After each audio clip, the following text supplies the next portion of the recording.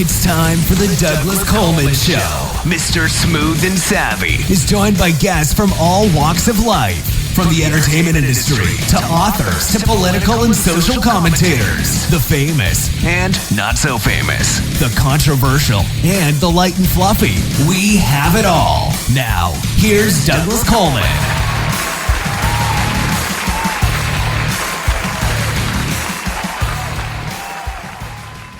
Okay, please welcome back to the Douglas Coleman Show, Peter Abrams. Hi, Peter. Welcome back. Hello, Douglas. How's it going? All right. Yeah, it's going great. Thank you. So what, this is like your 19th time on the show, something like that?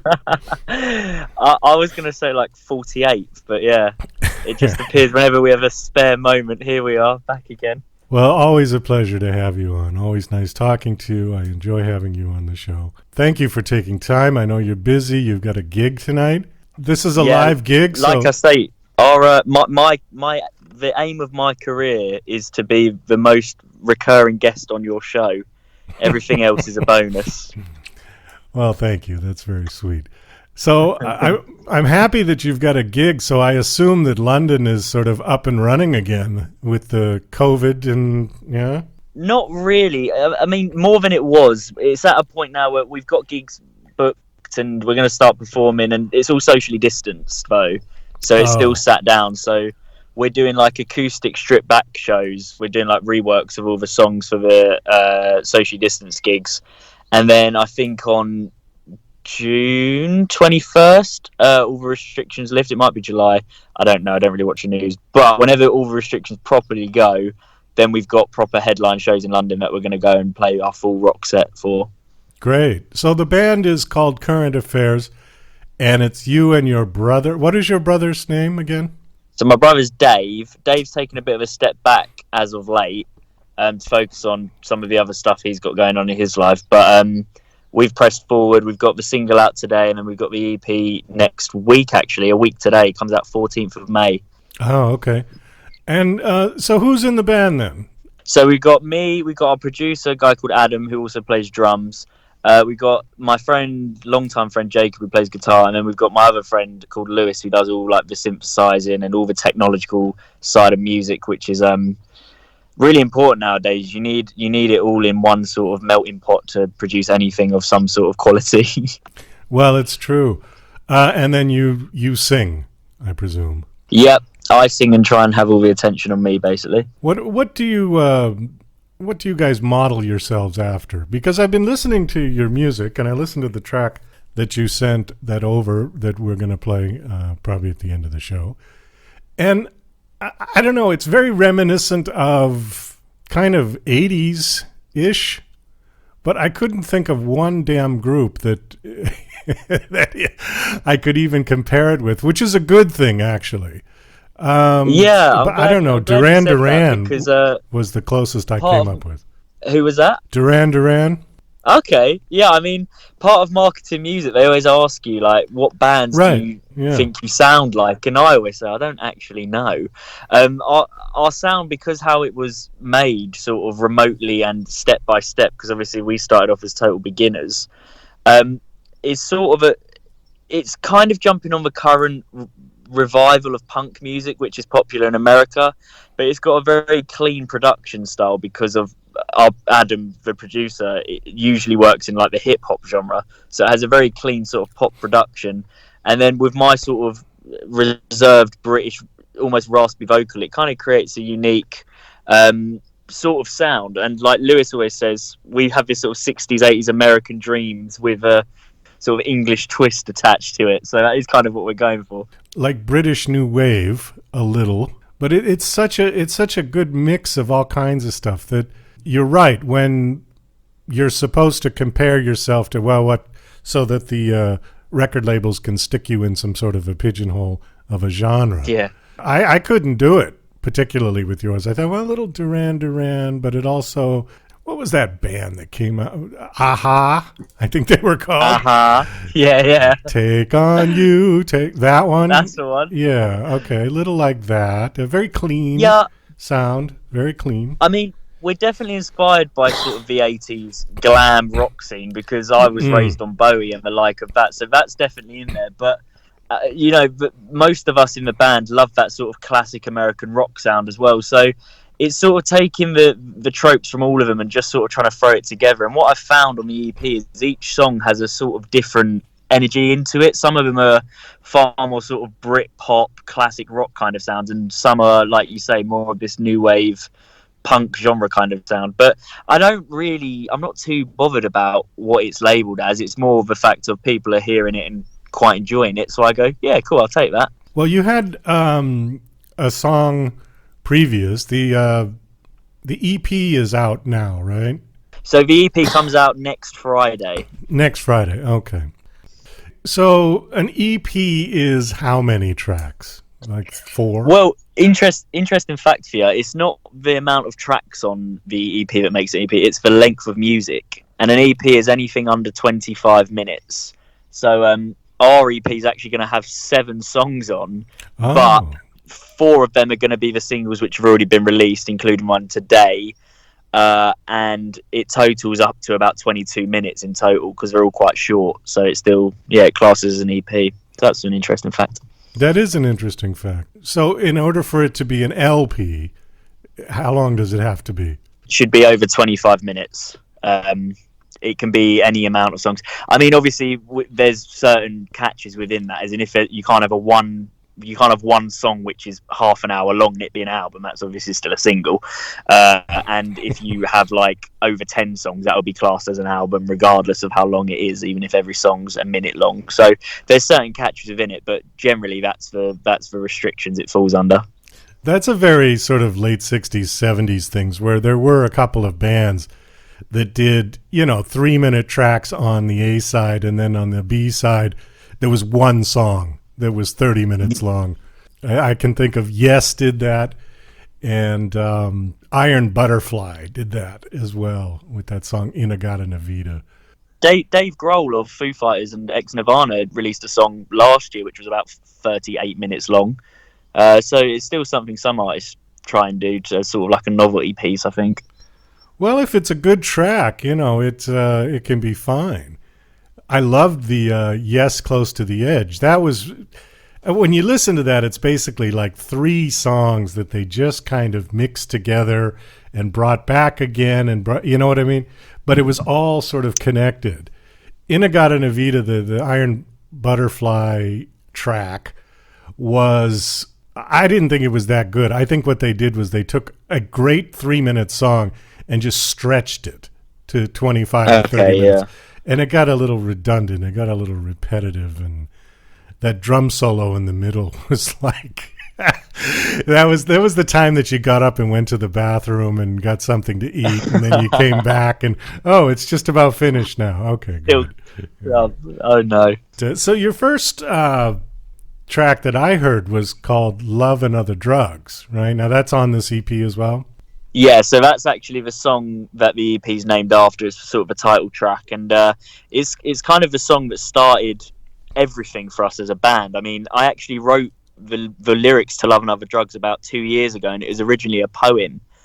And I actually penned it while I was away in Indonesia when 2 ex-girlfriends texted me, and I was like, oh God, why are my ex-girlfriends texting me?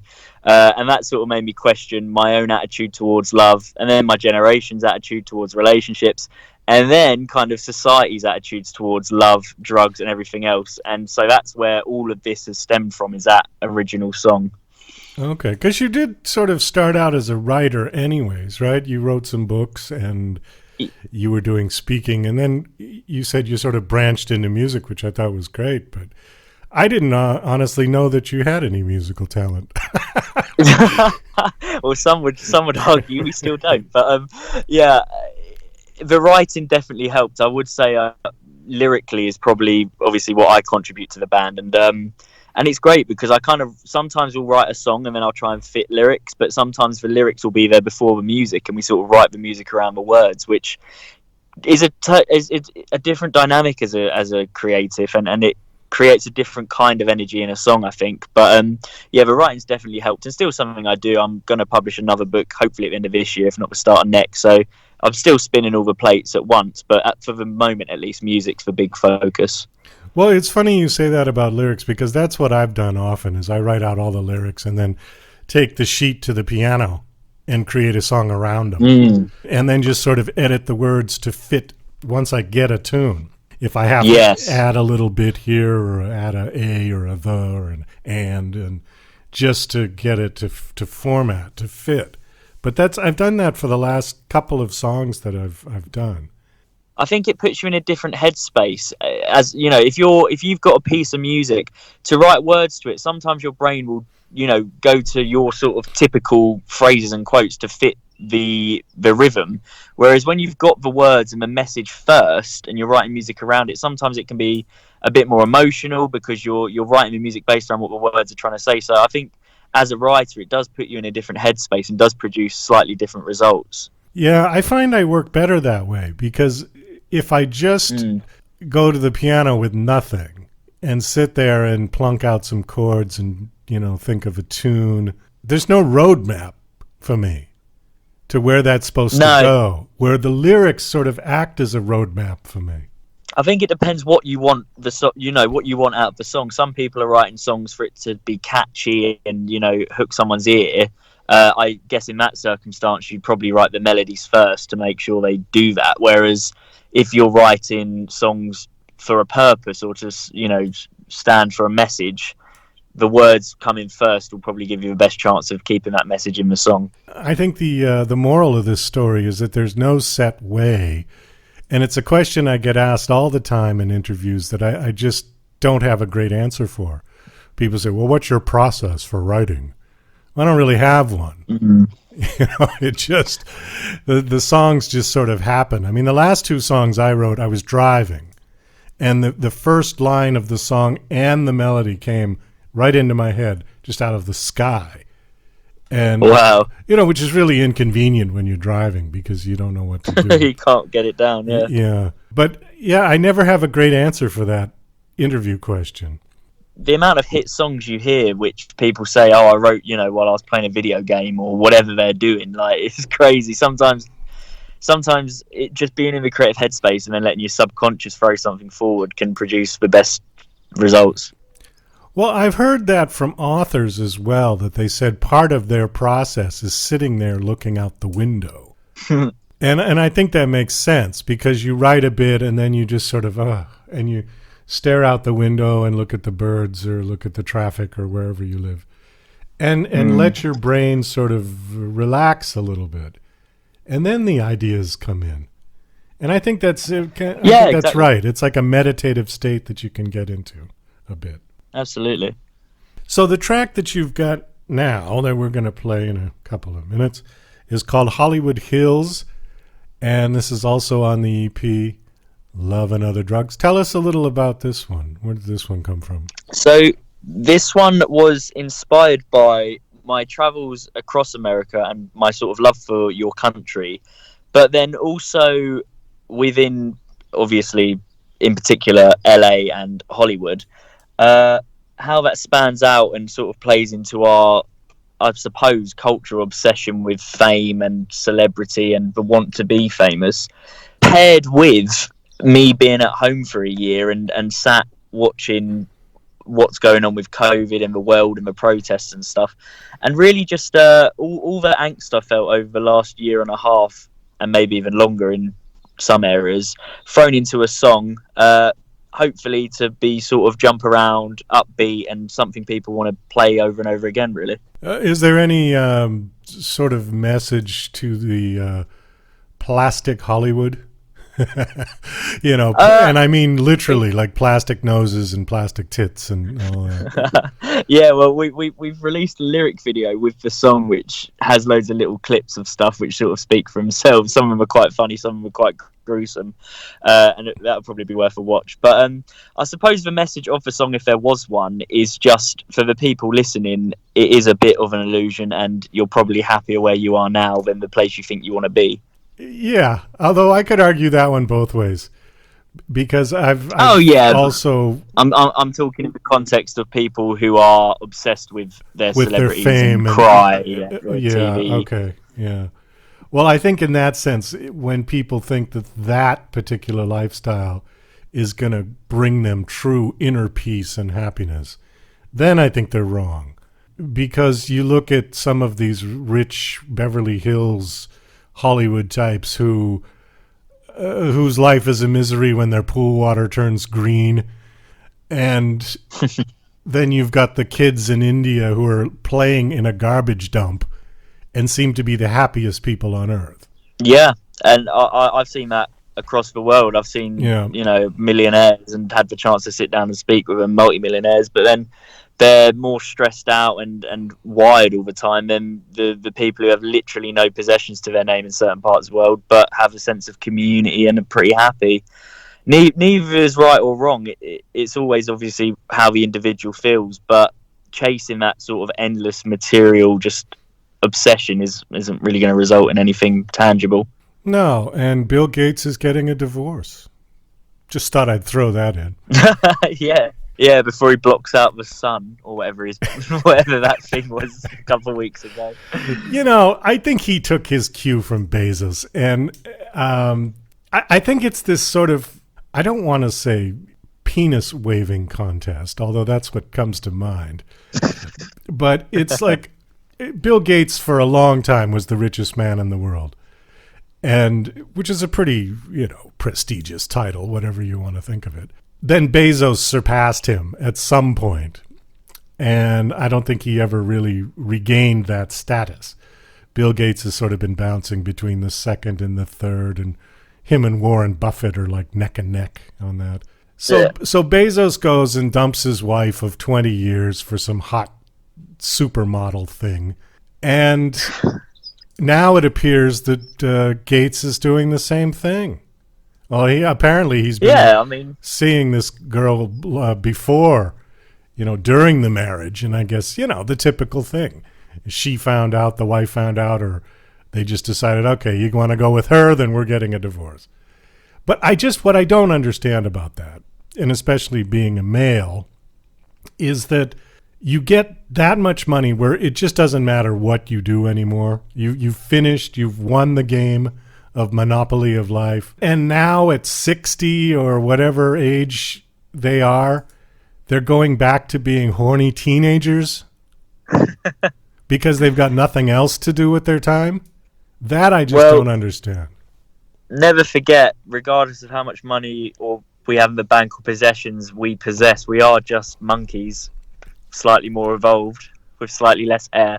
Yeah, I suppose so. It just, I got that out of my system when I was, from the time I was 14 to the time I was about 25 to 30.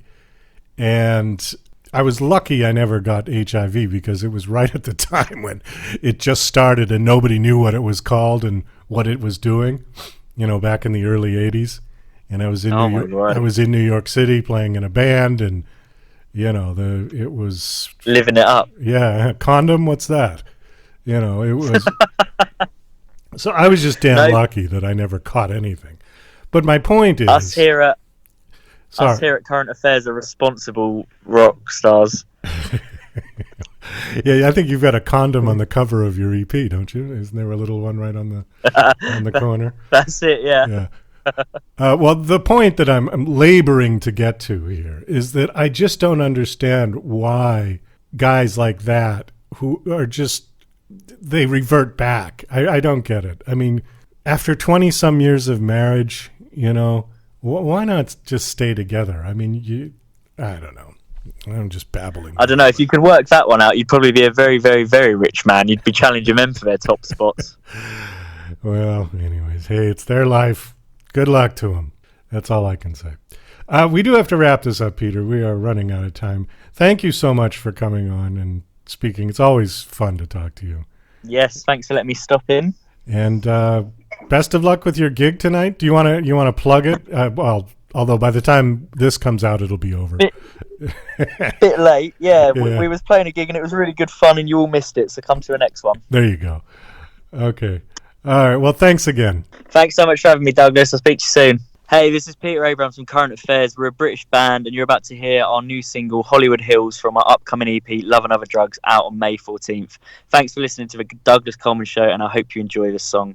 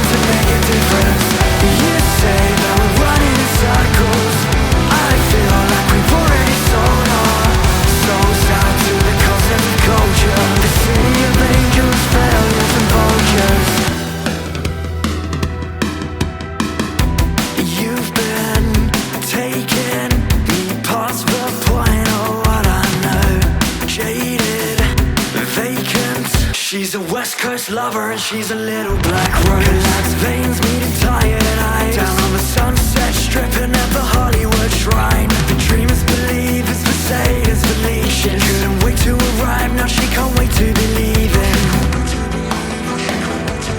I put it out of my head into the back of my mind. Yeah, you'll be lucky just to get alive. It's quiet in the Hollywood hills. The sky's on fire and the world stands still. And we're just stuck in the middle, wondering if there's time to make a difference. You say that we're running in circles.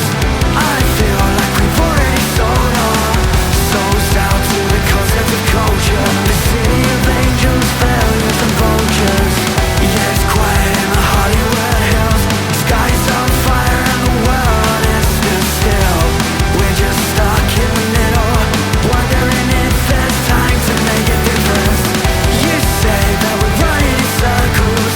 I feel like we've already sold our souls out to the concept of culture. In the city of angels, failure and vultures.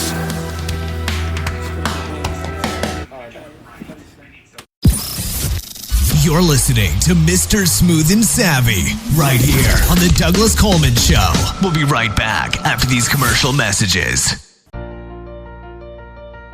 DJC Music and DJC Productions are pleased to announce a brand new website. We have started a listing website for radio show hosts as well as potential show guests. This is a meeting site where hosts and guests can come together. Show hosts can list their show and types of guests they're interested in booking. Potential guests can list their talents, bio, accomplishments, or anything they feel makes them an interesting radio show guest. There are no recurrent payments, only a one-time $5 listing fee. Your listing will stay up until you decide to cancel. Previous guests of The Douglas Coleman Show are welcome to submit their guest listing free of charge. Go to radiohostsandguests.com. That's radiohostsandguests.com.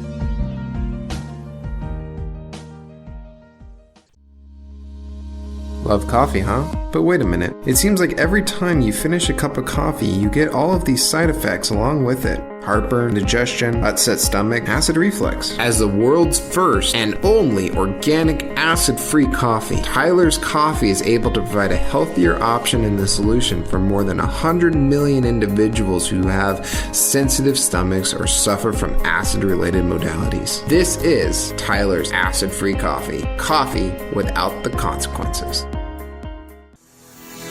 Hi, this is John Morgan, production supervisor for DJC Productions. You're listening to The Douglas Coleman Show. Okay, please welcome to The Douglas Coleman Show, Janelle Snow. Hey, Janelle, how are you? I'm very well. I'm pleased to be here. How about you? Oh, doing fine. Thank you. Thank you very much. As we were just talking about before we got on here, you are in Chicago. And I noticed on your bio that you trained or spent time at Second City. Is that correct? It's true. While I was still in college, my acting teacher said to me that she thought taking improv was something I should consider. And so I mean, she could have told me that I should be a garbage truck person, and I would have done that. I held her in such high esteem. So I literally went out that day and signed up for classes here in the city at Second City, and I graduated from the training center about the same time I graduated from college. That's interesting. I studied acting myself years ago. I went to the American Academy of Dramatic Art in New York. And yes, wow. They didn't teach improv, though. They taught very traditional acting. But I took improvisational classes from a woman named Tamara Wilcox, who, I don't know how to describe her, but she was a great acting teacher. She started out as an actor, was in the original MASH movie with Elliot Gould and Donald Sutherland. Elliot Gould. Yeah. Sure. And it was directed by Mike Nichols. She was in that, and then she had some kind of a physical accident that pretty much finished her acting career. And so she went for teaching. So I was taking improv from her. And it was a great balance because I know it's a long-winded story, forgive me, but it was a great balance between what I was getting at the American Academy and what she was teaching, because it kind of, there is a difference there. And I wanted to get your take on that. Personally, I think... Yeah, I love hearing that. I think that being able to improvise is more of an art, where traditional acting is more of a craft. Now, some people disagree with me, but I think that it's easier to learn how to act and be taught in the traditional format. Improv and the ability to make stuff up on the fly, I think, is kind of an innate gift. I think people are kind of born with that ability. What do you think? Agree, disagree? Yeah, I agree with you that they are different, but there's a Venn diagram. Somewhere there's some intersection. In my experience now, because I do teach at several universities, the acting majors and the master's students that I'm working with all have improv as part of their program. I did not have that as part of my program at Northwestern. I definitely think that they inform the other. But I also agree it's harder to turn someone into a great improviser than it is to help someone become a better actor. Yes. I continued my studies in improv because I really fell in love with it, and I went through what at the time was called Improv Olympic, and I studied with Del Close and worked in the long form improv, and I absolutely felt like it was an art form, because I think some people misinterpret improv as glorified ensemble stand-up comedy, whereas that was not at all the roots of it or what I loved about it. In fact, when I'm teaching an acting class right now, and for the last few years, I primarily teach on-camera acting, and students will ask me, what should I study or what class should I take next? And I always say improv. I always say it will make you a better actor, full stop. So I don't know about the art versus craft. I guess I'm not sure semantically how I would divide those terms in my head, but I do think of them in practice and in study as two intersecting forms. Well, it was amazing to me how many really great actors, or people that I thought were great actors, in my American Academy class could not do improv. They just couldn't get it. But if you gave them a script, they were brilliant. So I kind of equated it to musicians who play by ear versus play by reading, by sight reading. There's some amazing sight readers out there who you throw a piece of music in front of them, no matter how complex it is, and they can just they rattle it right off. But if you tell them, okay, can you play this song, and then you sing it to them, they can't do it. And I always found that very interesting. That is an innate gift. Yeah. Well, there's some people that can just sit down at a piano and they hear a song and they can play it, But all those dots on the page mean nothing.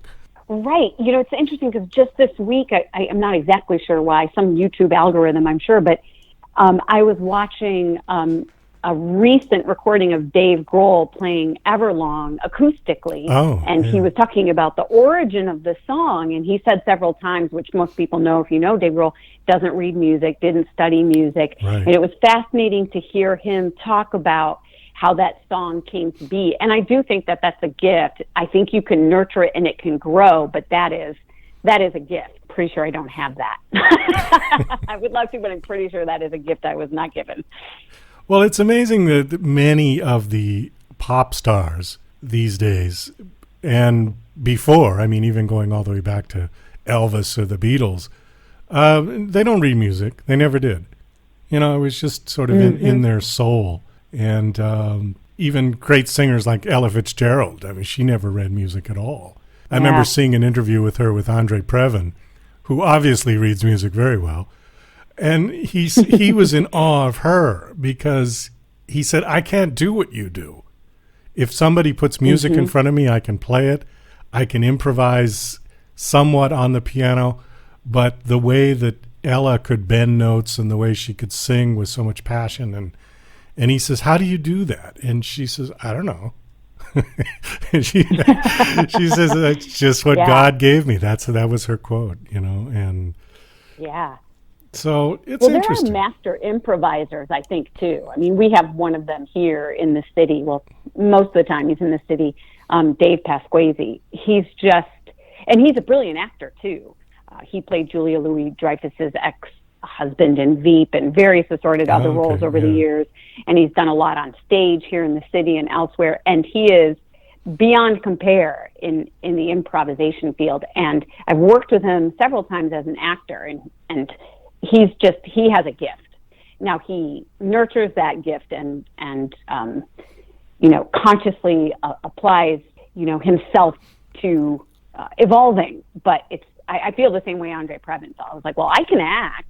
I think I can act okay, but I can't. That's just next level. So Second City was the home or the training ground for a lot of people that went to Saturday Night Live, yeah? Mm-hmm. And also Second City in Canada, the SCTV show, John Candy and... Oh, I loved that show. Yeah. Oh, I loved that show when I was a kid so much. Yeah, it's true. And you'll find, those faces still populating the landscape of the screen in 2021.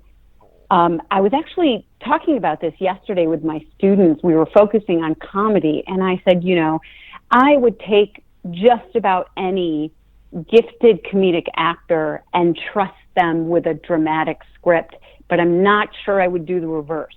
I'm not sure I would take any dramatic actor and assume they could also do comedy. That's very interesting. I can't remember Marlon Brando ever doing anything funny. Maybe in his personal life, but no, I can't either. I never think about some of the... You never what? I just said I can't think of anything he did that was... Like, I've seen a lot of his films. They were brilliant. I've seen him on interviews. Mm-hmm. He wasn't particularly funny. I think, you have to have a sense of humor to endure life. That I believe. But does it manifest in a performance or in your personality? For some people, not so much. No, and the older he got, the more sort of solemn and serious he got. And But yeah, it's interesting. I don't know. I think that there are different types of actors. I had this conversation with somebody else not too long ago, and we were comparing like Robert De Niro and Johnny Depp, who to me are at the opposite ends of the spectrum, because Johnny Depp literally can be somebody else in a film. He can change his appearance, physically appearance, to he's unrecognizable. He can also change his personality to the point where he's unrecognizable from one role to another. De Niro has been basically the same person in every film he's been in. He was just a version of himself. I saw very little difference. The roles could be dramatically different, but I didn't see a big difference in personality, certainly not in appearance. But with Johnny Depp, you'd almost go, wow, that's Johnny Depp? I mean, you'd have to look twice in some of the films he was in. So I find that interesting, too. Yeah, there is take away even the cosmetic changes, the costume, wardrobe, or makeup, which, by the way, I have an enormous respect for, because it's part of my favorite component of acting is the playing dress up and the artists who help create different looks. But even if you stripped all that away, there are certain actors whose essence almost seems to shift, whereas there are other kinds of actors, at least it's my experience when I watch them, that there's something immutable that I see in every role. Yeah, exactly. And so I think I know what you're talking about. Yeah. Someone who's appointed in a different way, but still has that same essence, as opposed to those people who you can quite literally be fooled into thinking they're someone else if you suspend your disbelief. Thank you. You put that better than I did, but I think the point is the same. Well, it's fascinating to think about. I remember, looking back retrospectively on someone like a Julia Roberts, who used to be accused of just being herself in her, early string of big hit movies, and received a lot of criticism when she tried to to step outside of that very, narrowly defined box. But I would watch anything she's in, to be honest with you. And when I watched Homecoming, that was the Amazon Prime series she starred in, I really and truly forgot that she was a megastar. That's how successful that performance was. And it did not remind me of any other performance she'd ever given. And that's when I just fall in love with watching an actor. I agree. Although I like De Niro's films, I've always enjoyed those. I think somebody can master their own character. And I think that's what he's done. Sure. Sure. And then utilize it, leverage it, embrace it. Yeah. Paul Rudd. Yeah. I'd love to have those roles, right? I mean, he's not wildly divergent. If you could choose 10 films and line them up and say, oh, there's some similarities, and that's by no means a criticism. No, I think there's actually more actors like that, though. Maybe it's just, I don't know why, but I think people develop. Well, I think that might be what we have access to. I think that the higher ups, the people at the top of the food chain with the purse strings, in most instances, want safe bets to recoup their money or make money, and so they want the tried and true. And I think actor artists, step in and fill that role. But I suspect if you dug a little deeper into some actors, indie film appearances or latter career performances, you might find more diversity. Well, that's true. And I think some actors get tired of being stuck in a box and they branch out. The one I just came to mind, you mentioned Paul Rudd, was Vince Vaughn, who I just remembered. And like all of the films he did where he just played this sort of immature, overgrown teenager, basically. Mm-hmm. But then there was the man-child, yeah. But then there was that one film he did fairly recently where he was like a prisoner. It was really gritty and brutal, and I don't remember the name of it now. Yeah, I think actor artists who stay in it, who found some sort of soul calling to do it, don't want to do just one thing. That artistically is not very fulfilling. But will somebody hire them and pay them a lot of money to do what they want to do? That's another question. Well, that's true. And that's a whole nother argument and a whole nother discussion, which unfortunately we don't have time for. So I want to segue this straight in to your film that you're promoting called Rainbow's End. And it's spelled Ranbeau '. Mm-hmm. Now, is the bow, is that referencing to the character's name, or is that beau as in, they used to call like boyfriends? Beau is a child. Yeah, no, beau is actually the child. So, the story is about a couple, and they become parents during the course of the film to a child named Beau. So that's the reference there. Okay. Well, continue. Tell us a little bit about the movie. Sure. So at its heart, it's, again, a story about a couple. And one of the most attractive things about the script to me was that we get to see this couple over the course of a couple of decades, which is pretty unusual. It's not flashbacks. It's literally told in chronological order. You first meet them in the 90s, and you see them get together. You see them make a decision to adopt a child, and you experience the challenges they have as a couple raising this child into adulthood. So it's a love letter to partner parenting. I think like any piece of art, everyone will find their own way in. And for me, my way in was the honest storytelling of the challenges in raising a child and staying a couple. Yeah, and it's the challenges that the couple are lesbians, and so in their early lives, they had both experienced being labeled by loved ones as well as society, and they have a child who's going through some similar struggles being mislabeled by society, and the running theme is how the humans in the story respond to that. And who do you play in the film? Are you one of the parents? So there's a couple. I play Hannah Driver. She is a very ambitious, accomplished woman. She's a lawyer.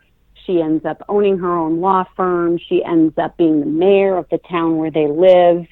And my partner ends up owning a cafe. She is a little more flexible, a little bit more open than Hannah Driver, as I think the name even implies. And so there's a lot of push and pull between the two people. Like in any parenting relationship, I imagine, you don't think of it in the exact same way. And so you definitely see some of the struggles they have in making parenting decisions and in making decisions about how to stay engaged with each other. Is the film out now? It is. It is out video on demand, which is, I think, the way the vast majority of films have had to come out over the last year for obvious reasons. Right. You can find it on various platforms, Roku, Apple TV. You can also find it on lesflix.com, which is a wonderful company based in the UK. Did you say Lesflix? I've never heard of it. Lesflix. Yeah, well, I hadn't heard of it. I had not heard of it either, but again, it's based in the UK, so and it's relatively new. But you can go directly to the website and rent or download, buy it from there. It came out, I think, the beginning of the month. We had a lovely open Zoom room premiere, which was fun. Again, the way things are done. But I also want to mention that part of making this film included the opportunity for me to work with Ed Asner as my father, which was just mind-blowing for me as a kid growing up. That man was in my living room every week, bossing around Mary Tyler Moore. And my best friend, played by Sean Young, who I fell in love with basically when I saw Blade Runner as a teenager. So the film was really extraordinary experience, and I'm really proud of how it turned out. How's Ed? He's got to be in his 80s by now? He's over 90. Is he really? 90. And wow. He is. And he flew across the country, and he spent the night in a strange hotel and showed up on set and was kind and generous and professional and funny and just a genuine pleasure from top to bottom. Oh, that's great. Yes, I remember the Mary Tyler Moore Show. I certainly do. Right? Yeah, great. Yeah, it was a pleasure, for sure. Okay, well, listen, we do have to wrap this up. Do you have a website that you want to give out, or a website for the film, or personal website? Sure, rainbowsend.com. So again, RAINBEAUSEND, Rainbow's End, as in the name of someone and not BOW. I have a website that needs some attending to, but it will be updated. You can find that at janellesnow.com. Okay, great. Well, Janelle, thanks so much for coming on and talking, and it was nice meeting you, and best of luck with the film. You're welcome. It was a